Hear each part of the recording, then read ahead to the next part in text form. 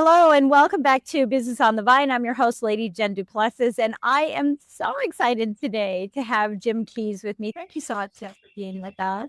Thanks. Yeah, it's Yeah. great being with you. Yeah, I'm so excited. I know. We're here at the Oak Winery. We want to thank you so much for providing the wine. We're going to be sipping some wine as we're talking about business on the vine. And, I'm breakfast morning. yeah, we are filming in the morning, so it's going to be breakfast time. I'm so excited to have you here because, we got it secret talk.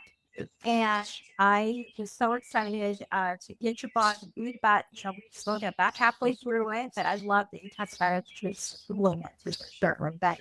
But I want to share a lot about you. So much experience in the business world, and we want to squeeze as much as we can out, and it's not going to happen. That be okay with you? Sure, let's do it. Okay, great.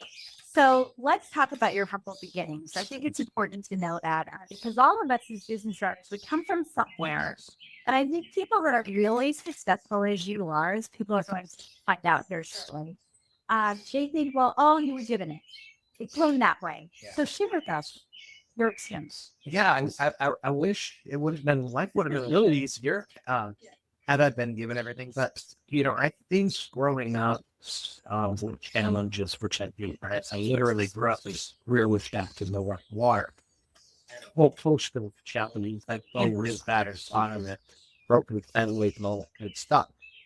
But to me, in hindsight, an advantage because it built into me a sense of resilience, a sense of self-preservation, if you will, that a recognition that no one was there to take care of me. I didn't have a safety net, so I feel myself. And that, it's in a way such an advantage versus those who are less fortunate because everything's been given to them. That's those twos. Yeah. Do you think was brought a sense of work ethic to you? Does that come with that you've been able to pull through all of the business that you have? I think it did. I think some of my work ethic, though, also came of my mother and father and their example. My father, neither of them ever graduated from beyond the sixth grade. They were some of the hardest working people you could ever meet. Set a really good example from that perspective. But yes, I think that sense of self-sufficiency also made it pretty clear. If I don't work hard, my sense was to succeed.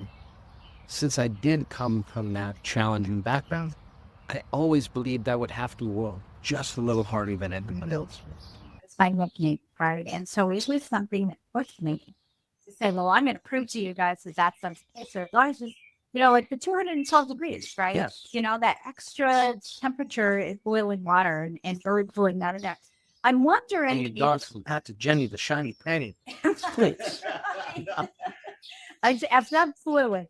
I'm wondering if, just to say on this work ethic piece of this is, could it have, or did you have any moments where you're saying, I don't want to work as hard as they do? Because that's part of it too. Not as hard as they do. I don't want to have these restrictions. My dad used to say, it's not about working hard. Working hard is fine. But you work as hard as you want at what? Yeah. As opposed to having to work really, really hard at something. Really having this very Yeah, that's definitely that. So that definitely makes a difference. But I think you can go work first because the story of two brothers, right? Like one did one thing, one did the other, and so you did like. So you had those too, right? And I had that too. Where my brother plays the victim, and I'm the victor. But that's only because you have this and you that. But I worked for that, and you could have done it too, right? Let me try this one. Your siblings say, well, Jen, you were just a peach. Oh, yeah. Well, that worked hard. Yeah. Right. No, I get that too. I won the lottery. Oh, right. While you're out, doing whatever. And looking for it. And here's how I count. Yeah. It's no right or wrong. My brothers wanted more short term. Yes. Of course. I should go get a job right now. Instant gratification. Instant gratification. Mine is deferred gratification. Yeah. I'd rather put in the effort now and I'll have a better term. Yeah. And Yeah. that's really kind of is what the difference is. But the trouble is, once you go down that path of instant gratification, it's hard to It's challenging. It's a lot of work. It's a lot of breaking work, you know, and I've had to experience that, you know, myself because, you know, coming from that background, you know, everything was needed. Every little stepping stone was important, right? And so it becomes that habit. You know, what's his name? Oh gosh, Dave Ramsey. He says, you know, if you work like no one else later, no, he doesn't have. You save like nobody else, or if you do some kind of phrase. If you do this now, later you'll have more of that anyway. And I wish you could remember the quote here, but you know, I do love that delayed gratification, you know, instead of short-term gain for long-term pain, because that's part of it. it really is. You know, it's Jen. It is. Maybe I can see it differently now as a business person. It's investing Yeah, in yourself. in yourself. Yeah. So I am going to defer my gratification. I'm going to rate. I'm going to work really, really hard now. And that's the investment will have compound interest. Yeah. And the benefits that I get later on. Some people have a really hard time with that. And even when it comes down to college, the investors in college seems as daunting, insurmountable loss. Right. Whereas business persons step back and look at that investment to yourselves. And no investment pays out in today's dollars. Right. Most investments will run in the business world will run a discounted cash flow on the future benefits to an investment made today. Well, we don't look at that. We look at college, we say, oh gosh, $30,000 in debt. Or 100,000. Yeah. But the reality is, over the course of a lifetime, that difference is as much as $2 million in lifetime swings. Discount that back today. Yeah. Oh, I definitely agree with that. Okay, so you had these humble beginnings. Sure. You went to college, right? You went to college, you got your MBA as well. I know, you know, you've got a lot of education. We're going to talk about it, education too. That's important to you. But where did you land? Let's break the news to everybody. Right. Yeah, well, first of all, I didn't even have to spell MBA. I did not have any idea. We're a small town. Yeah. I had no idea what business was. It was a factory my dad worked at. I wanted to do with business. Yeah. So I was going to be a lawyer. And so I applied after college to law schools, got into a couple. Villanova, where Hope went to school. Yes, I know. No, exactly. I should have gone to Villanova. Right, they had been his classmate, actually. Yeah. But no, I had a professor intervene and recommend that I go to business school. I really didn't think that was a good idea, but he convinced me it would be a point of difference. He said, "You'll be a lawyer with a business degree. It'll help your law career." Okay, so that's what I ended up doing. But when I applied to Columbia, the business school accepted me and my law school waitlisted me. So I started it backwards. Oh, that. Yeah. Well, after a year at Columbia, I had an internship with Gulf Oil, now Chevron. And they offered me a full-time job, and I was starving to death. So I finished the MBA. This is back to school. Finished the MBA. We'll give you a full-time job. Yeah. So I was working for the chief financial officer at this now Chevron. Doing M&A. Were you in Dallas at that time? I was not. I was in New York, or school in New York. Okay. And then thinking they were going to send me back to Texas. They sent me to Pittsburgh. Oh, wow. Yeah, I know that. Okay. We're going to take a quick break. And when we come back, I'm going to blow your mind with what Jim did in his career. Can't wait. Well, welcome back to Business on the Vine. We're here with Jim Keys, and I am so excited to talk about this next segment because this is how everybody is going to know you, you know, and I love this. And we talked about this last night at dinner, right? I was saying that, you know, when there's a celebrity entrepreneur, you know, and people are like, what is that title? What is that? Because we all know celebrities, right? We all know celebrities. But when you run into a celebrity entrepreneur, then you learn, you did what? You're part of what? Oh my gosh, tell me more. It's kind of under the radar. Right. Mine is yours. But I love it because you're so brilliant in business, and I can agree. Yes. So you were at Gulf Oil, and then what happened next? Well, Chevron merged with Dollar. Yeah. And I was part of the merger team. Had great opportunities there, but out of 11, the Southland Corporation had just acquired a downstream of an oil company, Shitty Service, called Citgo, and they were planning to put gasoline at every one of their stores. So they needed some people from the industry, and recruited me, asked me to come join them, which I did, and that was literally the way my career began at 7-Eleven through the retail gasoline. Now, right. Because I remember when you were all little, right? 7-Eleven didn't have gas. I talk about it all the time. I use it as an example of commodity, because, and this is a good business question too, because so many people are coaches, so many people are business owners. We all become a plumber, right? A carpenter. We all become this commodity, and when you're searching for gas, right? You drive down the road and you're like, this one's cheaper than that or that. But if you're hankering for a Scorpio, you'll pay anything for gas. And you're always hankering. Right. You're always, especially on 7-7, right? Or 7-Eleven, but yeah, you're hankering for that Scorpio. You'll pay anything to go to, whether it's cheaper or whatever, because you have that drive to get there. And that's what differentiates, business owners, in the market. But all of us. absolutely. That's what you were told when you became an attorney, right? So you get to Southland Corporation. You did something to change the name as well.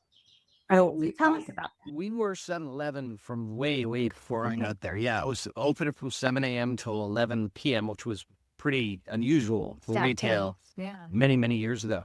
Now, it's one of those plan ahead things. They probably should have called it 24/7. Right. But no one back then thought they'd be open 24. Right. So, I had the opportunity to join in. By the way, thank you for calling me an entrepreneur. No, and seriously, we don't think of people in corporation as entrepreneurs. We think of people that, start up. But in a corporation or any kind of business, you must be an entrepreneur. Must have board. But now, the irony is that the corporate world, think about the definition of corporate. It means coming together as one. It'll be the entrepreneur of this thing. Yet you still, to help the company and help your career, have to still be an entrepreneur. Many it's cool. Yeah, I love that. And I think in corporate world too. And I was always restless. Yeah. Always restless. Why is it for new ideas and new ways? And maybe we should try this. Maybe we should try that. And it was just so frustrating. And that's why I ended up getting it. But had to get pushed out of that. What did you do at 7-Eleven that was so inspiring? When you think back on this, you think, this is the one thing that I'm really proud of, that I feel great about having done. So many things, but I'll share how I got started. Here we were in the gasoline business. 7-Eleven's strategy was to be the lowest price gasoline anywhere. Now, the problem is we were competing with major oil companies who made the product. Right. They could always be cheaper than us. So we had a strategy that we couldn't actually fulfill. Now, you hit the nail on the head. We were a convenience retailer. Our approach to gasoline, I brought the different strategies that said, these are about convenience. Let's just make it easier. Let's bring pay at the pump. Now, the company resisted pay at the pump because, no, you have to force people to come into the store. And buy the stuff in the store. And yet my logic was, wait, are we in the buy stuff in the store business? Or are we in the convenience space? And it's inconvenient to force someone in. Prepaid listing. They can come in and out twice. So we were the first to adopt gasoline island farming. Then the second thing I was able to do on the gasoline side is to use data to price gasoline so that we didn't do it the easy way, which is, I was shocked to find out most gasoline get priced, and still sometimes does. Someone looks across the street and says, "What's up?" Run in there. Exactly. 1 penny up, 1 penny down. And what we did is we built some models to be able to say, how much can we price that competitor and make the most amount of money for the store and still satisfy the customer. Well, where is that? Sweet spot. It's value, right? It's definitely the value there. I definitely get that. I remember when I was in the mortgage station on financial services, everyone would say, well, how are you bringing in, millions of dollars in revenue to your company and still compete, against everybody else? But I didn't have to keep replacing that, right? To that value. Actually, people think price is the lowest common denominator. Yeah. And it's the easiest tool in your toolkit is just drop the price. But it's not necessarily where you make them smarter or the way you satisfy zero. Yes, everybody's hearing this because this is what happens when someone comes from a corporate world that's under severe and cannot do it. So they should just start at the lowest price. But the problem with that is, I'm going to talk about businesses. Sure. The problem with that is that you have 100 people paying $47 versus going out and getting one $50,000 client. You have an influx of cash, right? And all the problems of the world are solved. And you can move yourself forward too. But people come in thinking, I just need to be like everybody else and not change. There's another consideration. People use rivals as their primary differentiator. Yeah. There's one key driving cost. It's cost. All the time. And if you don't have the lowest cost units, you know this is trusted me the lowest price.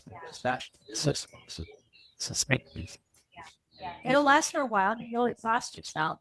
Yeah. And you won't be known for what you do for people, but rather like clients.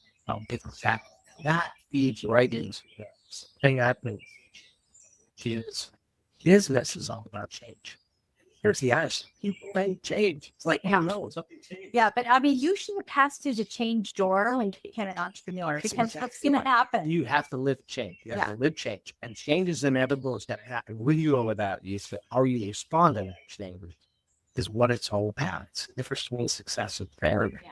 I love that. Okay, we're going to take a quick break. Keep that thought in mind. Yeah, let's have some wine. Why not? And stick with us. We'll be right back. Well, welcome back to the show. I am sitting here with Jim Keys. I'm so excited to spend more time with you. And time's flying. It is. Time's flying. We gotta get everything in. Well, Look the where we beautiful are. setting is absolutely gorgeous. It really is. Well, we were talking before the break about change, right? Right. Change is inevitable, and especially in business. What happens when a company is resistant to It's normal. It's human. It's a very human experience because people are what make up companies, and people feel resistant to change. Yeah. So when that attitude carries over and becomes part of the company culture, then it stops it stops innovating, and it stops its ability to respond quickly or proactively versus competition. So that resistance to change can, you see how many companies it's killed. Yeah. Let me give you an example. So go ahead. I know what you're going to talk about. No, I'm going to add better word. I think I know what you think. Sure, I grew up as you may have with Sears catalog. Oh, yeah. Yeah, of course. I couldn't wait till that came in. Yeah, it was smart. God hearing it. Yeah. I looked at the cowboy outfits and stuff like that. And camping stuff. Yeah. And then Sears decided they needed stores. Yeah. And they kind of discontinued the catalog in favor of their stores. And then Walmart came along and kind of had a better formula, lower costs, and turned that into lower prices, and it's just a value equation. And then along comes Amazon. And then they threatened Walmart with what? Yeah. Fast delivery. Catalog. A catalog. Oh, interesting. Think about it. Well, it's an It's online catalog. It's an online catalog. It's the catalog. Sears catalog online. Yeah. It just made it more convenient. Yeah. That's the Sears. It wasn't there for you. Stop. He's the river the only Sears song ever read. Yeah. But now it takes too long to recur, and I see this a lot. And, my son and I talk about this all the time because, do more of our company. And, when you see change happening, like right now, AI, right? There's a lot of companies like, I don't like that AI stuff. I don't like that. But the longer that you don't interact, right? These people their business is going up. The longer that you don't interact, spread. And then get back to market is going to take forever. So what do you say about that? I mean, seeing this change in AI right now. So here's the hassle.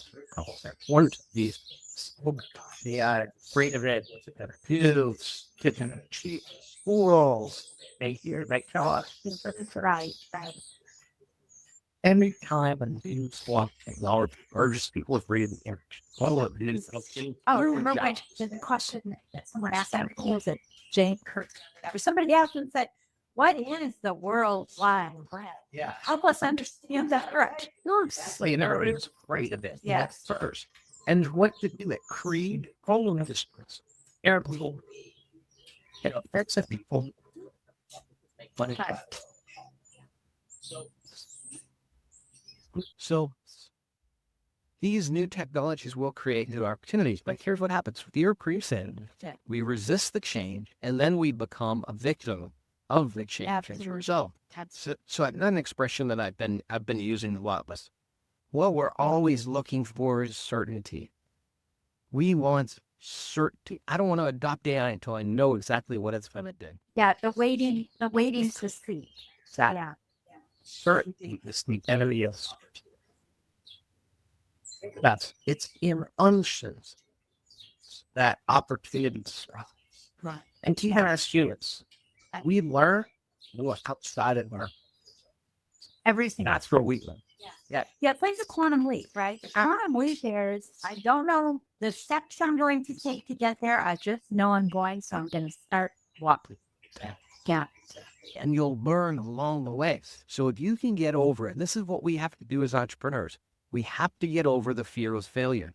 There is no such thing as failure. If you learn from every mistake you make, then you progress and you'll succeed. Yeah. Oh my gosh. And we're in that right now where we just made some changes to like coaching programs, where you deliver it, and we just like went straight into it. You know, as fast as we could, we're going to deliver it. It seems as wonky. We don't care. We learned from it, right? And then we said, okay, so make this adjustment, make that adjustment, and maybe it's a complete turnaround again. We don't know, but it's the excitement. And there are people that are just like, I don't like that excitement. You know, how do they get out of that? Is just mindset work? Is it go find a breakthrough coach, or is it, hey, maybe I'm in the wrong business? I have a formula that I use that I've been telling everybody that change equals opportunity. It's the acronym CEO. You really want to be a CEO, ironically. There you go. Right? Yeah. And I give them 3 elements of change because, like you said, change is inevitable. It's got nothing to do with the change. It's got everything to do with the way we react to it. Mm-hmm. But our reaction to change comes from what? Well, confidence. The antidote. Oh, okay. Yes. Yeah. Like, I don't care. Right. I don't care. If you have confidence, how do you know confidence? So in my book, I've actually outlined a path to understanding confidence.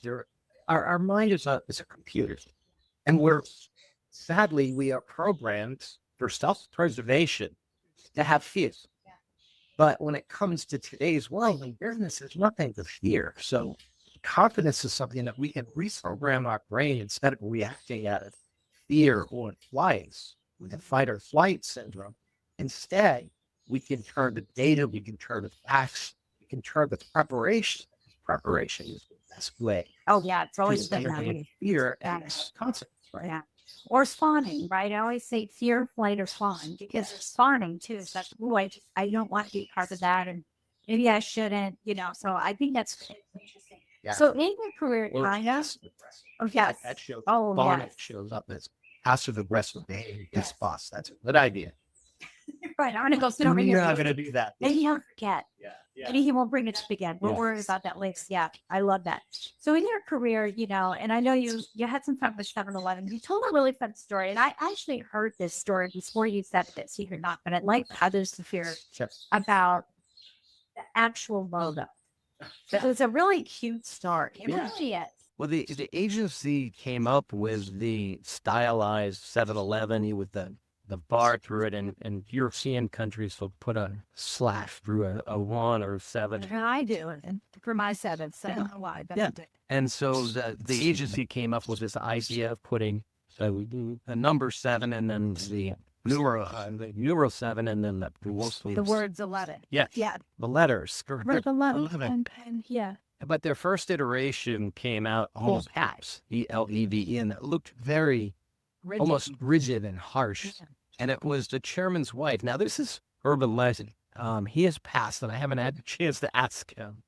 But I do believe I've talked with his daughter, and she's confirmed that the chairman's wife looked at that logo. What's the last two are? You need a soft. Let's just do a soft ad Right. at the end. And the agency adopted it. They said, "Yeah, that looks great." Yeah. And most people don't even know they're seeing that. I know. So Now they go, now you'll never look at the stuff. you can't unsee it. You can't unsee it that same way. I know. love that. I love Yeah. that. Okay, well, we're going to take a quick break. And when we come back, let's talk about the next career that you had and what you're doing in the future. Cheers to that. Cheers again. Thank you again. Yeah. We'll see you back. Welcome back to Business on the Vine. We are sitting here chatting with Jim Keys. You have a beautiful book called Education is the Freedom, and I want to be talking about that here. But before we get to that, Sure. let's talk about your time at Blockbuster. What did you learn there Sure. that you could share with others? Yeah, Blockbuster. In fact, I may write my next book. May be a working title now. Blockbuster's Rewind. Oh, The case study in change management. beautiful. Yeah, because people are missing the valuable learnings through Blockbuster. Yes. I learned more in 5 years at Blockbuster than in 20 years at 7-Eleven. Fine. Well, and here's why.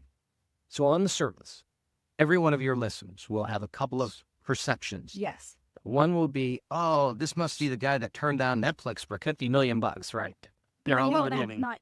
No, it wasn't me. It was 7 years before I got there. And their market cap was terrible. Its stock was 79 cents a share. You know, anyone that says that, did you buy the stock at 79 cents? Yeah. You know, genius that was as hindsight vision. And by the time I got there, the market cap was 1.3 billion. Yeah. Still not a problem. First thing we did, they were still doing DVDs by mail. My very first act was to buy a streaming video company from the studios who had all the content. Yeah. So we had 3,000 titles already digitized. Netflix is still doing DVDs by mail. Yeah. So you're already ahead of the game. Already had a chance to line up all of the old titles exclusively. But then here's why. Lehman Brothers collapses. Blockbuster has $1 billion debt. My job as CEO goes from transforming the company to saving the company, basically, because we've got to retire that debt. We have to find a solution for it. And so it was quite a challenge. I mean, we had all of the business challenges. We had activist shareholders. We had suppliers who were nervous about the future. We had the press speculating on what will happen to Blockbuster. Right. So they file for But you're bankruptcy. big there too. Exactly. Exactly. We had global issues. We had local issues. Franchisees that were concerned. Employees upset. So all of the dynamics of any entrepreneurial opportunity just came into play. And the fast person. Well, so we had all of the dynamics Right. of business challenges at play. Yes. And if one digs into the real history of Blockbuster, there's such rich learnings, cash management, and all of the elements that an entrepreneur has to manage. It's just a matter of discipline. Yeah. Right. It's just his job. What did you learn from there that you could glean onto a business owner, who is setting out, maybe has all of these are all of these cylinders are running, right? They're all perfect. And all of a sudden, kink, kink, kink, kink. What is our step? What are the steps we should be taking to analyze? Is it a problem or is it not a problem? Well, the Is it first thing simple? is it's all about change management Yeah. and recognizing that change does lead to opportunity. So I saw the opportunity in this crisis. One of those opportunities that I was trying to chase was Google, who had also a problem. We had a problem. We came together. We were solving a problem together. They had YouTube that people were streaming illegally movie content. I got you, Dad. I had streaming from movies. We were going to come together. YouTube, everything free. Blockbuster, everything paid. Total aggregation. Fabulous solution.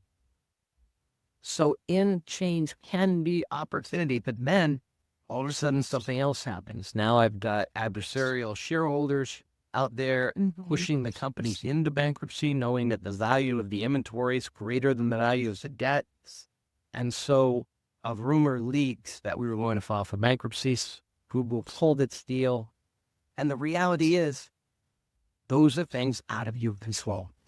So what you do then is critically important. I could have been the victim and just said, let it go and let it go to chapter 7, which would have been a total liquidation. Yeah. But instead, I stayed the course. Found another strategic investor, Dish. Oh, gosh, that great. Was that work? Yes, and we ultimately sold the company to Dish and gave Blockbuster a chance to live in it. Yeah, I love that. How did that affect you as a CEO? Because, you know, we go out on this, that, you know, this is going to be fantastic. Everything's going to be fantastic. And then the day that you have to kind of go, ooh, it didn't happen. Yeah. How do we pull up our bootstraps and do it again? You have to know that it's not person. Yeah, it's business. That's how we hear it all the time, right? It's not business. But as humans, it's so hard. I could have done this and I wouldn't have. Oh, yeah, no, it's hard. You self-doubt, all that stuff creeps into your head, and it's all negative stuff, Yeah. and it's not truth. So, I had a healthy dose of it. I came from 7-Eleven where just all of the press around 7-Eleven was fabulous because we had a great run of 10 years of same-store sales. We took the stock price up from almost less than $4 a share to $40 a share. And global. And it was global. So I'm getting positive press in China and in Asia, all over Asia. Then I go into the situation where, and probably one of the worst days was this article in the New York Post, and they put a half-page full-color picture of me, the headline Blockbuster, and I had a Pinocchio nose. And it was not pretty. And then, you get calls from your buddies and your family. What's going on over there? Oh, yeah. Yeah, Jeff, lying to the press. And no, we weren't going to file for bankruptcy, but the perception was that we were. So they published this. That kind of thing, when that hits, you're human, it hurts.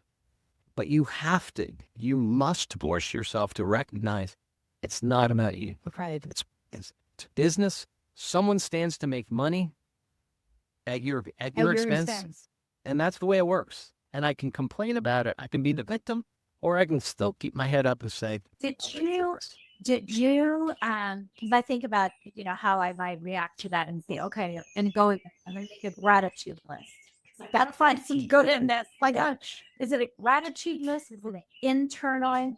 Is it just move on as quickly as you can to just put it behind you? What are some thoughts there? I've got a balance, and for everybody, I think they can, turn these different things. They can turn prayer, they can turn meditation. There's a balance that I discovered recently. I didn't know that I do this. Killer's challenge.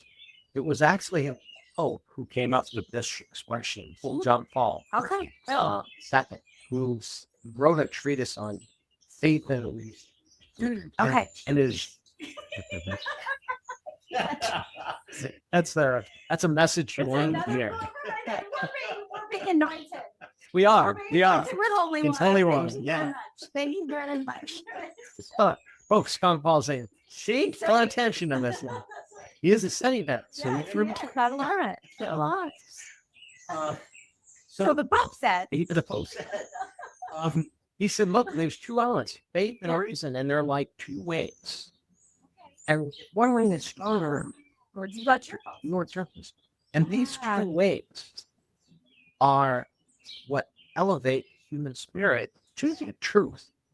And so in those times when you've done everything you can to use knowledge, right, to reason, to fix a problem, and it's still not working out, great wish it work. And you must fall back to the I didn't do, fall back on the stage. I've done everything I can do. Yeah. I use the best information I can. And if it still doesn't work, there will be a silver lining in this cloud. You just can't see it yet. Yeah. But darn it, I will find it. And yeah, I love that. And it's like the circling you dream, right? You feel like you're circling dream, and your story here, it's like that's what's happening. You're circling this reason and you can't figure out the reason, you're not getting the answers, you're not. And then when you turn to faith, all of a sudden it comes back up like this. You're like, now I get it. Now I'm seeing this because I'm up here, not down there. it is. Right, yeah. I can give you an ancient philosopher, or I can give you Yoda. Which would you prefer? Well, how about you? All right, we'll go with Yoda. So Yoda actually references this in Star Wars. We think Star Wars is just this fun little movie. there's a lot of learning, a lot of beautiful learning in Star Wars. He's teaching Luke the importance of being a Jedi. And he must have knowledge. He must learn how to be a Jedi. He must learn the lightsaber, et cetera. But at the end of the day, he also must have, may the Force be with you. It's a beautiful metaphor for faith, right? So his advice to Luke was, Luke, fear is leads to the dark side. Yeah. And the dark side, fear is part of ignorance, and it leads to anger and hatred and violence, but you can reverse that cycle.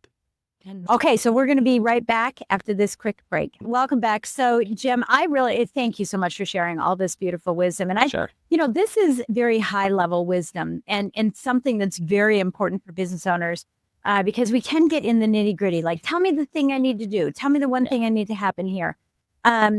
And I know that you are on a mission right now for something. And I'm gonna make a wine reference. Maybe it's wrong. Maybe it's right. We'll see if it's going to be. But in the vineyards, we have to do a lot of pruning. And by the way, this is very faith-based too, that if we prune, we grow much, much bigger. There's some pruning that you want to see in our economy and in what's happening so that our children can grow substantially bigger. Yeah. Share with us what you're up to. Yeah, I've been actually working very aggressively with the administration, not just nationally, but with state by state issues as well. We are caught up in a cycle of victimhood. Our children are not learning. Our literacy rate is as much as 50% with American eighth graders. The United States of America. How's the But if you look at all the dynamics and family issues and school issues, and there's a whole host of reasons, but we're so caught up on the blame and short-term fixes and the politics. We've kind of politicized it. So what I'm encouraging people is to get out of this rut of perceptions that we're in, because we're mired in perceptions. Kids are being taught the wrong things. They're, what are they reading? Oh my gosh, they can't read. That should be the biggest problem. I wouldn't worry about what's in the library. The kids aren't even in the library. Right? So we're so caught up in perspectives. It's time for us to step back and have perspectives. And that's literally what I've captured on the title of my book and the image of my book. Because this world, from perspective, and you step back, is a beautiful place. You don't see boundaries of wars or religions. See this beautiful planet. When you return to Earth from space, you now get mired in perceptions and beliefs, and perceptions can cause that cycle of ignorance and fear and anger and violence. So how do we avoid that when it comes to education? What I'm encouraging it, for all of us to step back, take a deep breath. We say, we've transformed retail, media, commercial space. How many industries have we transformed with the power of technology? Right. We're sitting here in, I don't know if you know this, we're sitting here in Loudoun County, Virginia, and 97% of all internet traffic comes from this county because AOL started here. Yeah.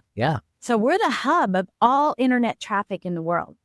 Think about how little we've done today. You use technology to transform work. It's not the online learning that we had to do during the pandemic. That's during this meeting. It's almost damaging in a way because people thought it's our hunts. Yeah. But we can build. This is what I'm recommending. I'm calling it the mega idea. Through our make education great again. But to harness the power of technology, the internet education technology, if you will. So imagine turning your child loose with any device and saying, I don't care where in this universe, in this metaverse, if you will, because everything in that safe, walled-in environment, education, content, could be a TikTok, could be Khan Academy, could be Google Classroom, but it's all there, available to every student in the country, every single student, every classroom. We worry about student engagement. We're still teaching with blackboards or whiteboards and books. Kids are on their devices. They want we like it, right? Yeah, we like gaming, right? Not that well, I don't like that kind of gaming, but we like the gamification. Yeah, Yeah. exactly. Well, we have a lot of our friends, but while they're scanning the internet and looking at games, we should get our kids off these questions. You're not going to put the G technology. Right. It's Let's embrace it. Let's use it to educate our children. And this is all possible. It's all possible. What it starts with is a vision. I'm trying to plant seeds with a big idea. Yeah. Let's light up our schools. Let's not. I want our leadership to have JFK in. Yeah, which is what he's doing. No, 1962. You remember John Kennedy? Yeah. 1962 said we're going to put a man in this decade. Yeah. And Not everyone because freaks he out. sees you, but because it's hard. Everybody Yeah. freaked out. That's Yeah. why wouldn't our leadership step up? This is my call. And In a best education system in the world in this decade. yeah. We're going to have 100% literacy in America by the third grade. We're going to have every ranking in America. We're going to go from the middle of the pack with OECD countries, which we are in math and science and reading. So we're going to go from the 50th percentiles to the top in this decade. It's possible. I love that. Leadership. I love that. Yeah, and I think that our leadership, when it's competitive, we'll see it, right? That'll be part of it. It's like, oh, I want to be number one, right? So It is. that's going to be really interesting to see. And I know you're working with somebody on this too. I am. Been meeting with the Secretary of Education. We've got another meeting coming up. Praying that this gets to senior leadership and even to states. I mean, states a little easier on a federal basis. I don't know much about education, but I do know about scale. Yes. Yeah. And this is a scale issue. The tools exist that are available at scale for all of our students. So yes, it is infinitely possible. I do believe that we can make it happen. I think the challenge will be to deep lessons. We have to take this out of the realm of politics. It's about our kids. Yeah, and getting to the real group. I love what you're doing. I love what you're doing. I love this perspective. I always do giraffes and turtles. Same kind of thing. You know, a giraffe has a different perspective. All a turtle looks at is grass all day. Yeah, Kids exactly. don't have no perspective. Be a giraffe. Yeah, be a giraffe. That's what it is. Is like, let's take this education to being, out there. Thank you so much for all of your time today. It's been an absolute pleasure having you on. It's been great to get to know you a little more, and I can't wait to see you again. Thank you, Jen. Thank you. How can someone get in touch with you? I have a website, James W. Keys, K-E-Y-E-S, jameswkeys.com. They can learn more about the book at Education is Freedom, the title of the book. Yeah. educationisfreedombook.com. Okay, great. And I'm on social media. I've become a bit of a social media expert. Right. And you're traveling all over the world, speaking and sharing all of your ideas. So, that's a great part of that. At J Keys Author on Instagram, TikTok, and everything. And, Okay. I hope I'm out there trying to change one life at a time just to help people succeed. Thank you so much for that last little bit of information and a quote. Very much. Thank you so much for joining us today on Business on the Vine. And we look forward to seeing you in the next episode.